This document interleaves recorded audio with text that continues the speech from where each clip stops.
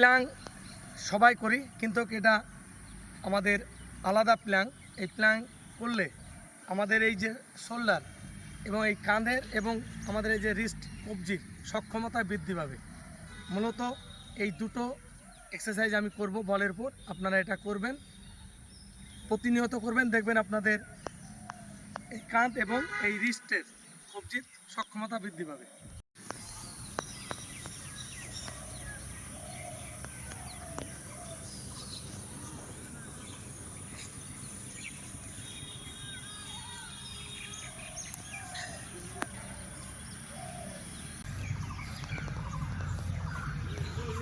Body আমার straight থাকবে।